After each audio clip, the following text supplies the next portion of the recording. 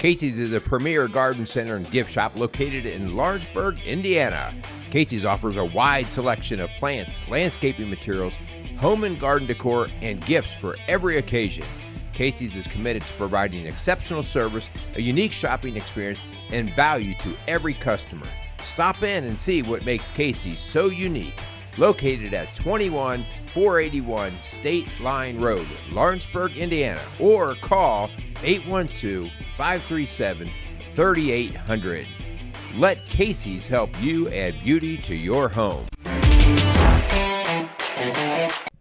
All right. Hey, guys, what's going on? Welcome back. Another show. Strong Dad's excited. You are all jacked up today. Excited to be here. Merle, you know what today is? Today is June 1st as we are recording this. I know that when the show comes out, it won't be June 1st, but it is my favorite month of the year. Today is June 1st. And you know what today marks?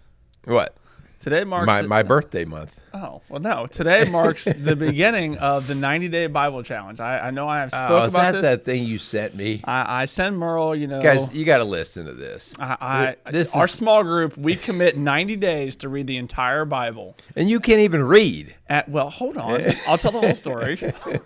To read the whole Bible in 90 days. And when I say read, we have the Bible app on our phone, and it reads it to you. Oh, does it sit you on on its knee and then give you like a little... We set a premise. You're not supposed to read it or listen to it while you're driving because, for me, it'd be like... Yeah, that would be easy. I would get a little road rage and listen to the Bible at the same time. Wouldn't go very well. But anyways, so I'm excited. I send this to Merle like, hey, bud, you should do this with us. Really excited. I send it to all the guys I work with. And the response I get back from Merle is, you're killing me.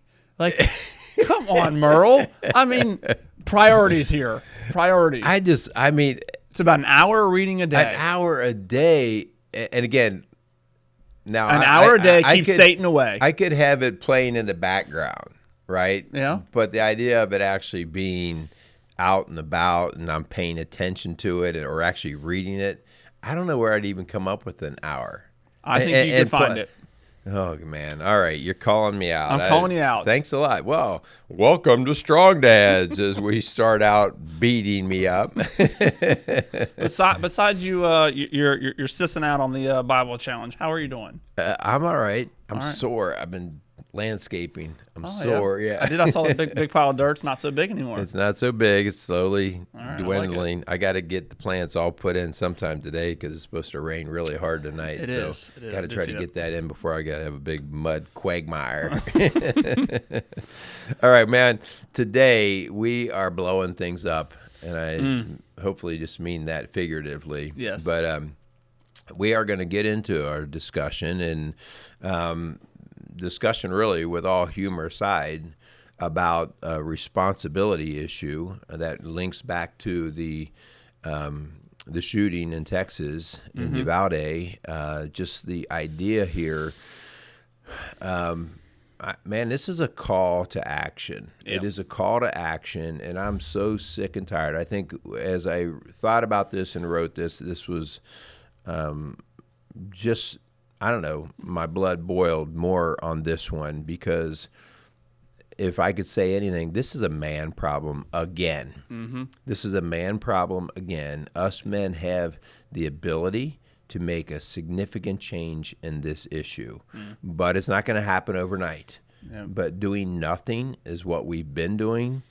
And it's just perpetuating this kind of stuff, not just the mass shootings, but this kind of stuff. We did an entire show on abortion. It was the same thing it's a man problem of men not wanting to step in and do the right thing. And so, man, this is an opportunity for us to actually really do amazing stuff on a large front. And so, I don't know, I got more passionate as I wrote it more and more, just thinking, and I don't know, we don't have all the answers for sure. Yeah, absolutely. And it's not a quick instant fix, but I do know that we carry a whole lot of potential here to make some major changes. Yeah, it's hard because, we did a whole show on a mass shooting. We did it in 2019 because of where I work with the city of Dayton. We had a mass shooting in 2019, and we did a show on it. And I think even in that show, we made reference to the fact that this will not be the last mass shooting. And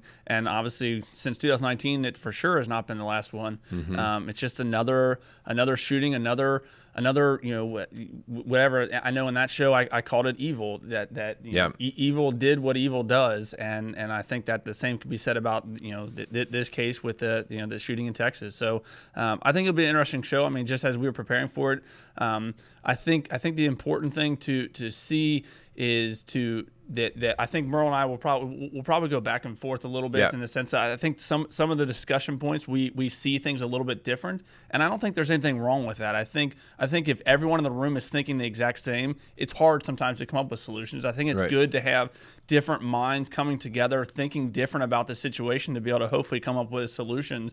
But the hope is throughout this whole show, it'll always go back to a dad problem, right? Which is obviously what Strong Dads is all about. Yeah, yeah. So probably a preface of what we are going to lay out here is the simple question that we ask all the time of all of us: are we coachable?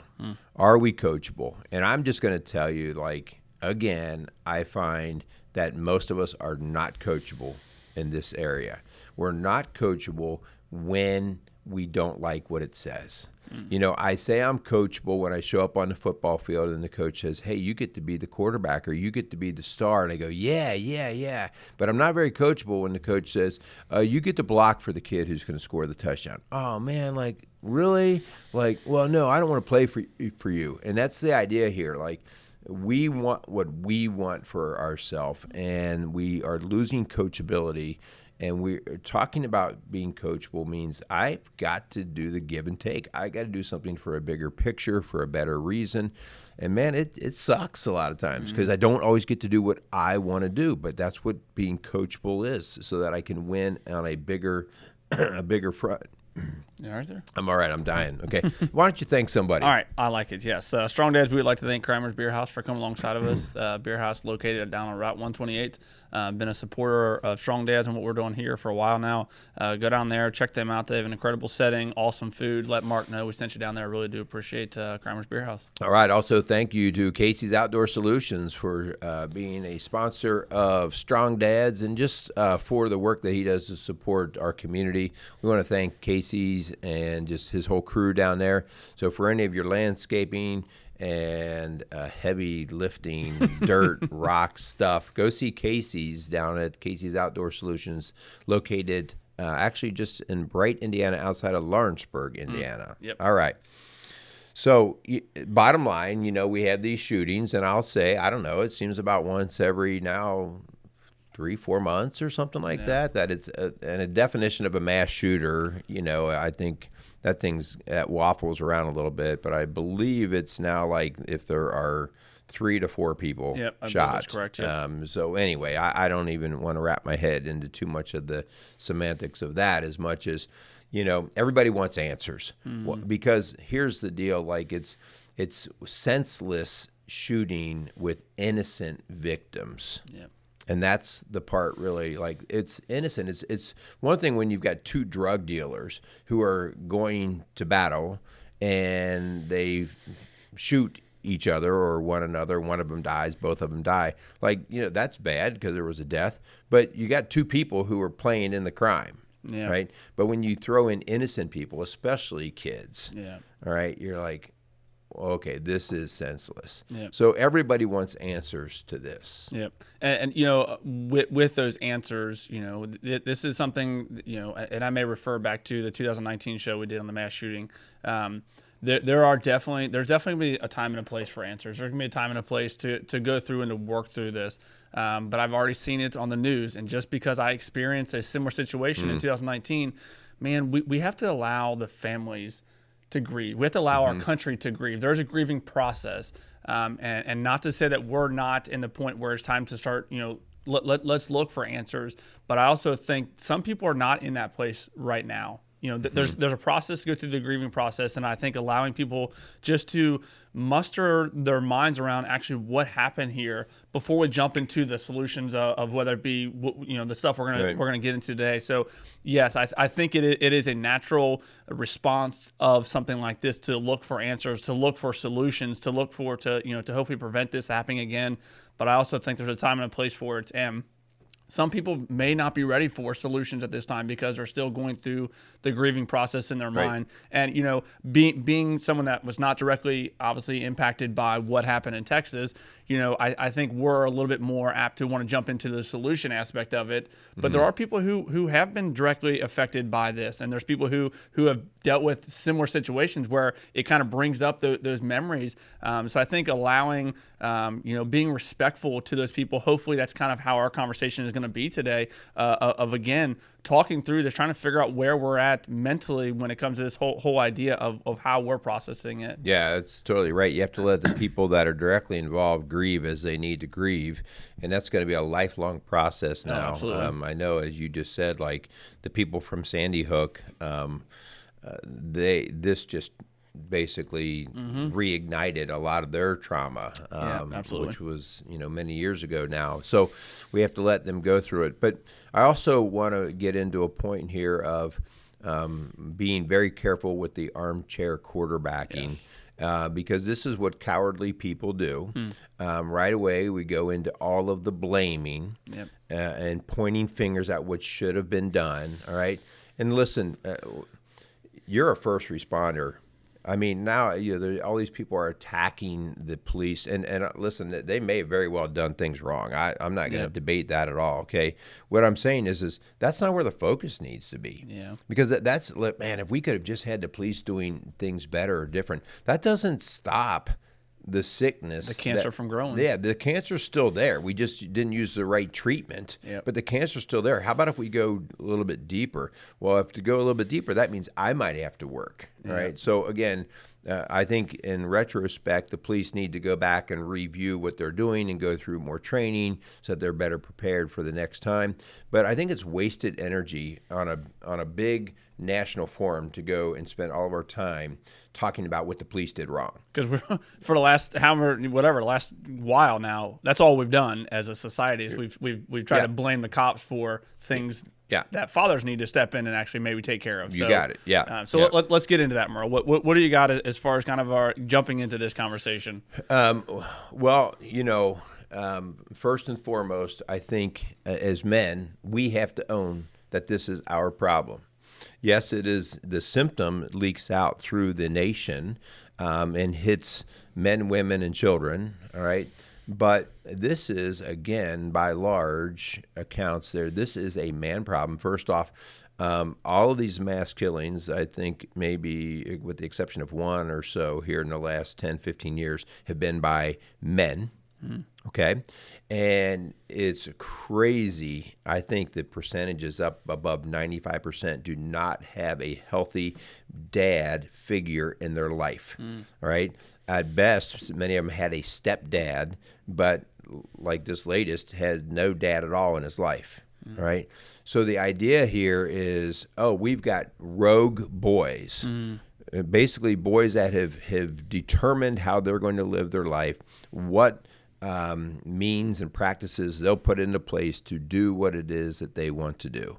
And so first and foremost, this is a father problem. Okay. And if we don't call it what it is, then we are just, as you've said before, we're just waiting for the next one because we've got all these boys, these rogue boys, even if they're 35 years old, they're a rogue boy because they've never been brought into the direction and instruction and care from a man who said, son, this is not how you do things. This is how you do things. Yep. All right. With that idea, Merle, I shared this very, very early on when we started this podcast. One of the main reasons, one of the kind of the final straw that brought me to want to do something and start this conversation with the dad, where I was on a run and there was a boy who was in an auto accident, and he tried to flee that scene, and he was still on the scene, but he did not want to take responsibility for that. And I was able to go over and just talk to him about like, hey man, you got to own this, right? You got to own this time. And it was very evident again that he did not have a dad. And I think exactly what you just said is very true. that this is a dad problem. We have too many dads that are absent in the lives of boys in this country, and it's very evident because the idea of a responsibility and the idea of accountability and the idea of what is right and wrong is missing. So then you do get this idea of a rogue boy who doesn't have that moral stance, or that doesn't have the guidance, the leadership that an actual dad that's involved in their life, because every kid in this world has a dad, right? Has a sperm donor. Exactly. Has some form of a male that was involved in creating them. But if that's where it stops, if that's where the role of a man stops in that boy's life, is just they just made you, then yes, then we're going to get this idea of a rogue boy. So I think it's very important as men collectively, we need to stop putting the blame on everyone else. It is a man problem. This is a father problem that we are missing the mark mightily in this country, and it's not. I as a dad can't sit back and say it's some other dad's responsibility to do that, right? All we do here is we're just trying to start the dialogue, start the conversation, in hopes that it's a snowball effect, that this idea that all collectively men, we need to come alongside of each other and realize that we got to set our pride aside. Because men, I think, naturally have a pride where it's not my problem, right? I'm raising my kids the way that I think I need to. But collectively as a country, we need to realize that men need to step up and lead other men so that those men can lead boys. Yeah, I mean, this is just 100% where we have to start. So get off of all your other talks about gun laws and all these other things. And we are going to talk about those. There's a place for those, but those are so secondary on the list that they are minute compared to what we're talking about now. I mean, I'm at the point now. And again, I don't want legislation to come in and be any part of this. This should just be part of what we do within our man community, that we look at other men and say, if you conceived a child, and I said conceived, not birthed a child, all right? So this goes back to the abortion issue.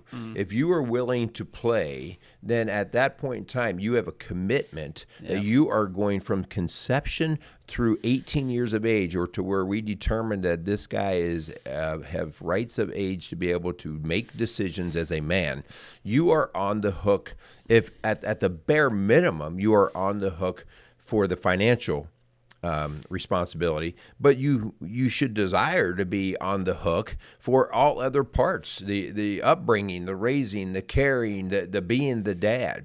And if you aren't going to do that, then you are the problem. You are the problem. And listen, you're talking here, you're listening to me, that I have been irresponsible, and was acting like a rogue boy when I was in my teens and early 20s. And the idea that now I start to see it, I see what happens from it. All right, these are the things that we have to have this harsh, strong, caring talk about with our young guys. Hey, you cannot do this. This is going to have long-term negative consequences on a big level. Yep. Merle, before we hit the record, you had talked, when it comes to this very idea of this rogue boy who went out and, evil took over. You had said there was a 4-prong approach to looking at this very idea. Will you kind of explain what those 4 prongs that you kind of came up with? Yeah, everybody wants to grab one idea, and if I could grab one idea, and say this has got to be the area that we're going to put time, money, and resources into, I would say it's fathers. Okay, like that is the primary deal here. All right. But it is because the genie is so big and it's out of the bottle. We are going to have to, especially, in the immediate time here, we are going to have to get more active in what I believe there are 4 areas. Okay. And the first one is the father area. And, just being that good dad. I wanted to say something too about being a father. The idea of, I had a gun when I was in 6th grade. Okay. So for my 6th grade birthday, my dad went out, we bought a shotgun, 410. I still have it. Okay. That's cool. And that gun, he treated that thing like it was a machine gun, like it was a mass killer. Like he took me through, hey, this is how we handle the gun. Yep. He took me through gun safety. That was before hunter safety programs were actually available. Okay. Yeah. And so he took me through when we brought the gun out. Here's how you point it. Here's when you load it. Here's how, all of these different things. And he instructed. Okay. And we never played with the gun. Yep. All right. And so just that in and of itself, like me and my two brothers, we all had guns at very young ages. And we all still have guns. But I mean, like we still go out shooting and nobody plays with their gun. Yep. I mean, they get out like, hey, make sure, hey, you're pointing that thing. Let's put it back to the ground. We're like just very aware that way. When my sons came up, we went through hunter safety program. Yep. Okay. Which was very much like my dad did, but only in an organized fashion. Right. All right. I have 4 boys. 3 of them have taken the hunter safety course, and 3 of them have guns. My youngest has not desired to complete. He started the hunter safety program, but he's not desired to complete it. I don't take him shooting. All right. I mean, I'm not going to get him a gun. I should say he has gone shooting.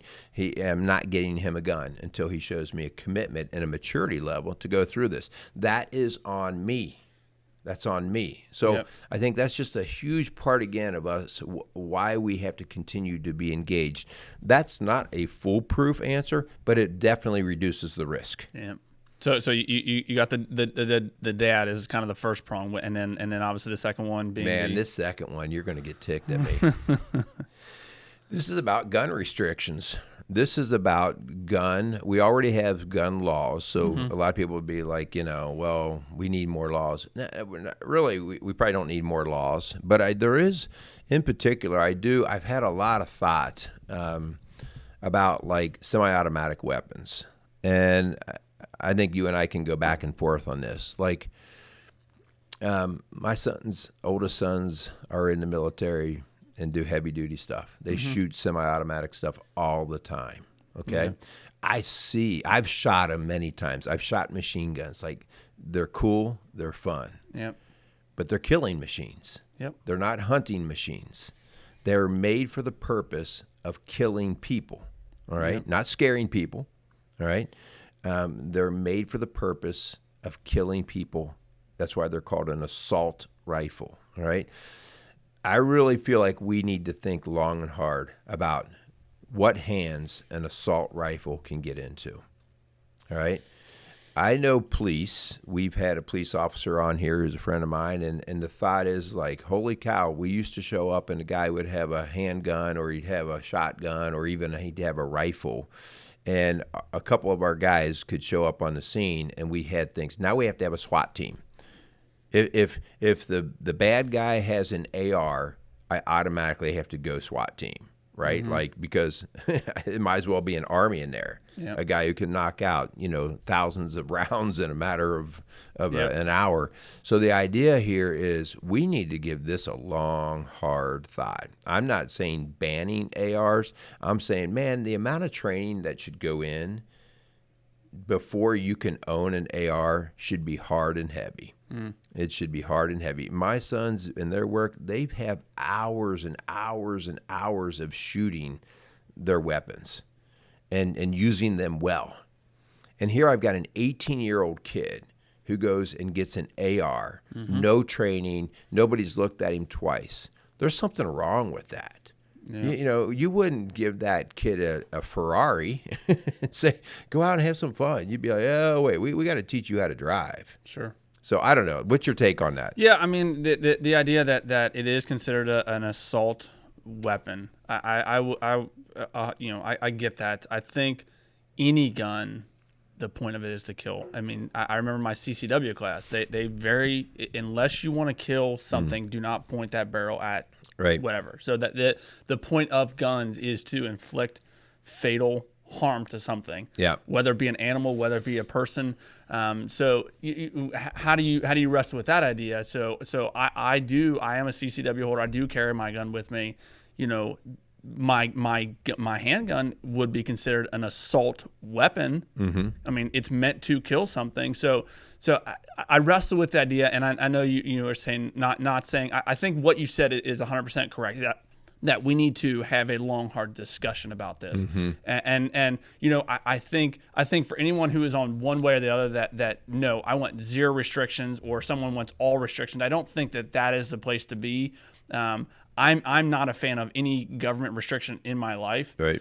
So I struggle with this one, but I will, you know, the always and nevers of the world are very, very dangerous to be in. Well, that's right wing and left wing, right? Yes. That's when we're off on the far side, Yes. and Yes. there's no middle ground. Yes. And so that's insanity on either side. Yes. Yes. And so, you know, this is hard because I agree with what you're saying, that there has to be training. And I think at some point that goes back to the first point of that's where the dad needs to step in, right? That training, you know, yes, it probably should be some form of organized training. I think back to my days of basketball. I remember my dad tell me, you know, he put a basketball hoop up in the yard and gave me a basketball and said, you can play this game.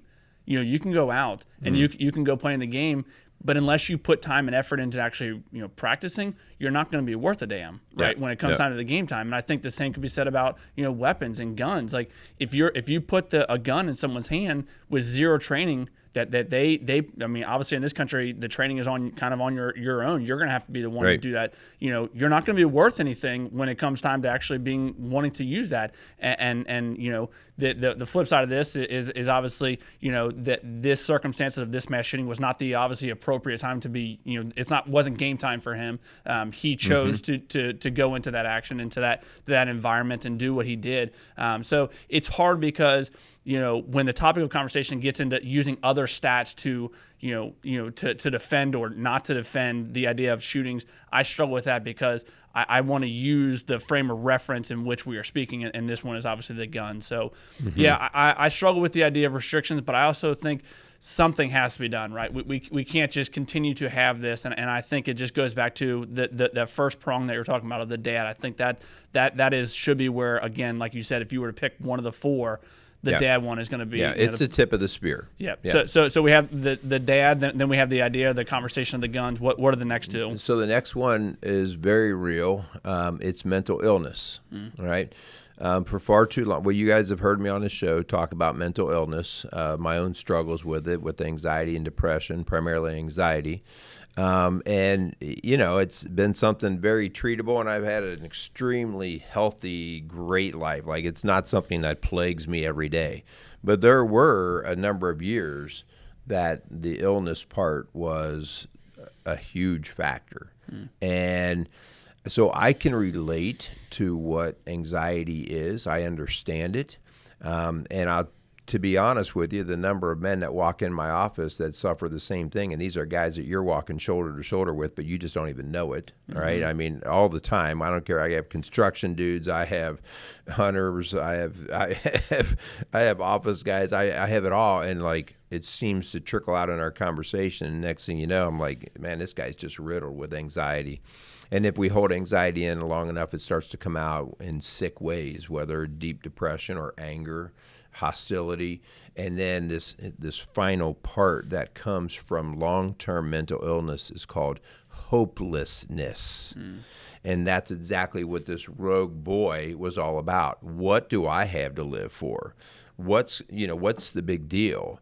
And so mental illness is the precursor to the ultimate worst state, and that is hopelessness. Anybody who's going to go in and carry an assault rifle knowing, you know, that there's a 99% chance that they're not coming out of this situation alive, they are working from a hopeless standpoint. And so I have to understand the connection of mental illness. Mental illness, if I don't grab it early, like, you know, I got to that point where I finally said, if this is as good as life can be for me, I'm really not interested. Because every day, every second of every day was plagued with this severe anxiety. And so luckily and thankfully to God and just the walk that I went on, I had resources. I had family. I had a doctor who jumped right in with me, and we walked through that. And now it's just not an issue. But it's left me with a never forget mentality when it comes to mental illness. So that idea here, guys, is we've got to stop putting this one on the back burner. I work in this business. For me to get a kid into Cincinnati Children's Hospital, which is one of the best in the nation, okay, for me to get them into getting some level of psychiatric care. Right now, there's a 6 to 9 month waiting list. Wow. So I know your teenager is losing their mind right now and saying and doing crazy stuff, but just hold on for another 9 months and we'll see what we can do. Wow. And the only other way around that is if I bring them in the back of an ambulance. So to do that, and you're an EMT, for me to do that, my kid has to be acting out so severely that they're a threat to themselves or to somebody else that I have to call and I say, Kyle, my kid's acting up. Can you bring your unit over here? And you come over. And even then, this is my personal experience that I've experienced multiple times. If my kid is calm when you show up with your ambulance, there is little to no chance that you're driving him to a hospital because he's not an immediate threat. He doesn't appear to be an immediate threat. So now as a parent, I am now stuck with a kid with mental illness going, where do I go next? And so this is a very real topic. Our social workers, you couldn't pay me enough to be a social worker because these guys have loads that we wonder why, wow, these social workers are terrible. They're terrible. Well, let's give you a job that you could never do. Okay, go ahead. And I'm going to give you, you're going to lay brick for a living. And every time you lay a brick, I'm just going to knock it off. But I need you to build this house in a matter of a week. Yeah. It's insane. Yeah. So the idea here is if we don't start taking a better, healthier look at treating mental illness well as a nation, this is just going to continue. Yep. To add gas to the fire, I'm on a soapbox on it. Hey, I like you. Keep going. You're sounding good. Because this is really real stuff. To add gas to the fire, add the fatherless component. Absolutely. That's what I was going to say. Again, this comes back. If I have to have a tip of the spear, the tip of the spear is back to the fathers. We had Chris Brown in here from the Fatherhood Institute. Yep. And the idea here is when we have fathers in the house, we greatly reduce the risk of anxiety and depression and mental illness in our kids. Yep. We greatly reduce school dropouts, violence, drug use. And so these are real. And mental illness, again, oftentimes it is a symptom, right? Not too many kids are born with mental illness. Most of them are in environments that basically water the mental illness and make it grow. Yeah. Isn't it ironic that collectively as a country we have realized that there is a mental health crisis that's going on, and unfortunately part of that crisis has to deal with kids, right? And so we come up with all these different ways to treat that mental health issue that is going on, but yet we neglect one of what we believe to be the tip of the spear, right? We neglect the idea that we need fathers in the home, that we have to have an active dad being a part of this child's life. So it's all well and good to address and say, yes, there's cancer. Here's a treatment over here. And it's a feel-good treatment, right? Right. But we're not going to get down to the nooks and the crannies of why this cancer is in this country. And again, not saying that there's other things that can't be done to assist in fixing the mental health issue. But again, just like you said, it goes back to that first one. We have to address the big elephant in the room first. That has to be a focal point of this country, because the mental health, if all we do is ever try and just attack the mental health and we don't address the idea of the fatherlessness that is going on in our country, we may get to a point where we're like, okay, we got a grasp of this mental health thing. 5, 10, 15 years down the road, a couple more generations go by, and we don't fix that main problem of fatherlessness or the not an active dad in the home, it's gonna be a vicious cycle that's gonna continue to repeat itself. And so we can look at the idea of gun control, we can look at the idea of the mental health, but if we don't have an active person taking a role outside of the government, an active role in those, then we're never gonna actually solve or cure that cancer. Yeah, I mean, it's just it's beating the same drum and trying to not be redundant. But this is the type of talk we have to continue to get out through our man culture. That when we're now at the work site and we're talking with our buddies about how we just screwed some chick and how we're doing this and how I was out getting stoned or drunk, like. You got to give a long, hard thought about what that is growing in our culture, right? And so if I am the more mature man that's sitting at the work site, I've got to start to hear these messages and go, hey, dudes, like, let's change the subject. Or how about if we approach it a little differently? Or because I'm not trying to emasculate any man. Like, I want you to be even bigger, tougher, stronger, but I want you to know why you're living. Yep. What is your purpose besides yourself? Because all of this stems to the selfishness of, I'm not getting what I want. I'm going to check out. And so that leads to the fourth prong. Yeah, but before you jump into that, Merle, this is something, what you just said, I found myself in a similar situation recently at work. We've had a couple incidents of the mental health breakdown in the fire service. It is a very known problem right now in the fire world. And our department is attacking this like I think we should. There was one part of it that I disagreed avidly against, and I was not a fan of the way in which we were doing it. And the idea of alcohol in the fire service, it is ingrained in what the fire service is about. And I believe at my core that when it comes to this idea of discussing and attacking the mental health, I think we have to leave the alcohol out. And I made that very clear that I was not a fan of this certain part. And I was met with a little bit of resistance. And I was the minority in the room because I was the only one that was saying that I don't believe that this is a good place for alcohol to be a part of. And it's in a social aspect. It's not actually like, getting drunk. But it was the social idea of alcohol in discussions with the mental health. And I disagree with it. I don't believe that part of the reason why we're in this situation can't also be a part of the cure. They just can't go hand in hand. So I spoke up against it, and I was met with resistance. So what you're talking about, as if you're in a position where you find guys are speaking about certain topics that go against this idea of actually taking responsibility, taking ownership as a man, as a dad, man, I think it again, if we just look the other way, then we're not helping be a part of the solution. All we're doing is just helping repeat the process of a broken system. Yeah, because so the alcohol thing is really interesting because I grew up with a lot of alcohol in my life, in my family, my surroundings, my friends, and me as a user. And so it was just something that, hey, it's good. We accept it. And I think that there's, again, this is that maturity part that has to step in. There's a time and a place. Absolutely. And so, one of the things that my dad always said with the alcohol, and listen, I had no restrictions really, like on drinking, which is I think it's crazy now. But my dad his philosophy was, if you're going to play, you're going to pay. So you decide what you want to do. Yeah. And so it wasn't like the best instruction in the world, but what it was is when I was 16, if I was out playing with the alcohol, the next morning, man, he was on me. Yeah. Here's your weed eater.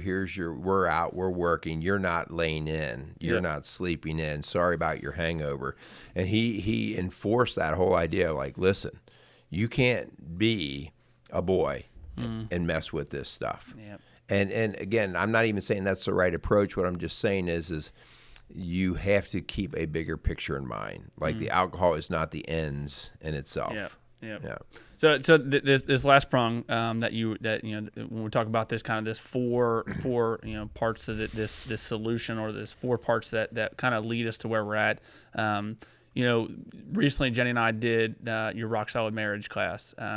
And I'll tell you what, one of the things that really stuck out to me, and I think it has applications into this, is we, generally speaking as a country, we need to realize that we need to get out of this idea that we are a child-focused home and we become a Christ-focused home. And again, we're talking, all this kind of stems back to this idea of a father being absent or not active.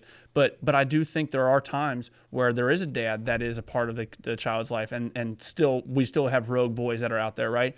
And I think it can be kind of brought back to, how is the focus of your home? Is it that your child is number one in your home? Because if that's the case, then we lose that ability of responsibility, because the child thinks that they're the number one in the home, so they can do no wrong. So this idea of being a rogue boy kind of comes back into, kind of comes to be. So I think this idea of having a Christ-focused home or Christ-centered home is a great place. When it comes to the four-prong approach to this, man, we have to realize that Christ has to be a part of this conversation. Again, we can talk about the mental health aspect of it. We can talk about the gun gun aspect of it, but we have to realize that there has to be some form of a focus, of a stance, a constitution that you and your home live by, and it has to come from Scripture. Yeah, this is the part where so we could have you all the way to this point, the idea of, okay, we're going to work on men, we're going to work on some gun stuff, mental illness, everybody can agree, yeah. But what is all of this based on? Like, how should a man behave? Yeah. What is hopelessness? All right. And how do I use the resources I have? And this is where faith is important. Now, we would definitely subscribe to Christian faith, right? Sure. And Christ, because Christ is hope, right? He actually says there's going to be a resurrection. There's going to be life after, okay? So, like, if I want to help with the mental illness thing, I really want to make sure that faith is a huge part of that component. Yes, good point. But if I want to talk about dads and how does a dad behave, I want to go to, again, Christ. I want to go to the Word, because that's where the instruction book comes in. That's where the idea of, well, how does a man behave? Because that's where we are called out. Like, we are to care for our family. All right, we are to love our wives. We are to discipline our children. All right, and so the faith component is critical, because it is the underlying, or we talk about in Rock Solid Marriage, we talk about it is the foundation for how all these other things are going to be taken care of. And without a faith, you will just pick and choose whatever feels like it'll get the job done in a moment, right? And so establishing in your home, in your own life, you know what, this is how I'm going to operate. Here's my base, and that's what we call a faith. I'm going to have a faith in my foundation, all right? So when we have a storm that comes by, listen, I know my house is going to go through the storm, but I trust that it's going to keep standing because it's built on a good quality foundation. And that's like, I can't not have some level of faith. And we're just saying, figure it out.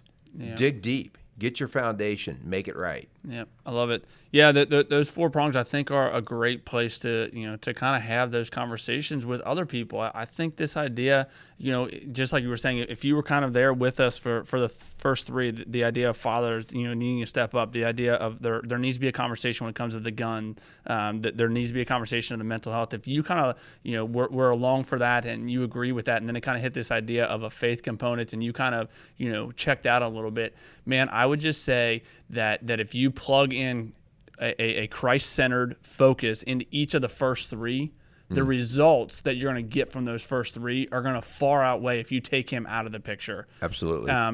So this idea of fathers, man, if you are a dad out there and you don't have the faith component, man, plug God in there and see how radically different your idea of what a father looks like is going to be. Man, this idea of the topic of conversation when it comes to the guns, plug God into that. Have him be an active role in that. Man, prayer in this idea of guns. So that way, you're not standing firm. It has to be my way or the highway. Plug God into that and see how the conversation of the guns comes out on that. The idea of mental health, just like you were saying, I think it's perfect that Christ is hope. And this idea of mental health, this idea of getting to a place where you're hopeless, man, plug him into that and see how, again, not to say that any of those 3 parts aren't still there when God is still part of it, but I would venture to say that statistics are going to be way, way less when you plug him into those. Yeah. So our challenge, guys, so the first part of this is us realizing that we, more than any other group, when I say we, us strong dads, more than any other group, have greater opportunity to influence this whole conversation than any other group. The other groups out there are emotionally yelling out and screaming, and I don't blame them for doing that one bit. Our moms should be yelling and screaming, all right? Their babies are getting killed. We have fear now. We're trying to put security guards in every school, which, you know what, I'm not even against that, all right? But that's not the problem. That is just trying to bring another ointment to prevent, okay? And so we've got, us as men, we have an opportunity here to reestablish in a generation how we're going to proceed as men, all right? And so the bottom line question here, again, that we started with is, are you coachable? If when you listen to this show, you said, I'm not buying any of that particular issue, and you shut it down, you're not coachable. You're part of the problem. The idea here, like Kyle, like you said, we have to entertain these conversations. We have to come back to the table. We have to go, okay, I'm seeing what you're saying. And again, we don't have all the answers at all. But these are 4 areas that I know that I've seen have great influence, and I at least want to entertain these areas. Well, it looks like we made it through the show, and you don't have a block guy. I didn't give you one. We didn't disagree too bad, so that was good. We were before we hit the record, we weren't sure how this conversation would go. So, man, I hope you. Well, I think you thought I was going to ban guns. I'm like, no, man, I got a whole safe full of them down here. Yeah, I hope you guys got something out of this conversation. I hope it does spark some other conversations with other people you work with. Man, we have to start this conversation. We can't just hold it to ourselves and hear it and nod it and say, yeah, I agree with that, and then do nothing with it. Which leads us to, most of these shows that we put out there, man, share the heck out of it. The only way that we really, these conversations can be had in the sense of we're trying to tackle things is we got to share the heck out of these shows. So, when you're out there and you listen to these shows, give us a 5-star rating. That way it populates a little bit, sooner when someone searches something. We really appreciate you guys out there, the ones who are sharing. We really appreciate you. We are constantly looking for topics to be tackling, even the hard ones. We did a whole show on abortion. That wasn't exactly an easy topic to tackle. This idea of mass shootings, this is now our second show. They're not easy topics, but I think if we're considering ourselves strong dads, or we're attempting to be strong dads, I think we would be remiss if we didn't talk about the hard stuff. I mean, that being a dad is not easy. No, it's where we're called to be. Absolutely, right? We are the strength of the home, but we are also the destructor of the home when our strength goes off course. And so that's just the truth of the matter. You are made to do something, but it's up to you as to what you're going to do with it. For the good or the bad. All right, we do want to thank our sponsors again. We want to thank the Kramer's Beer House as well as Casey's Outdoor Solutions. Also, as Kyle said, we want to thank all you guys for listening out there. Continue to share the show. Why don't you close us out and let's go plant some landscaping. Come on. Yeah, I hope you guys are having a good week. Go out there and be some strong dads.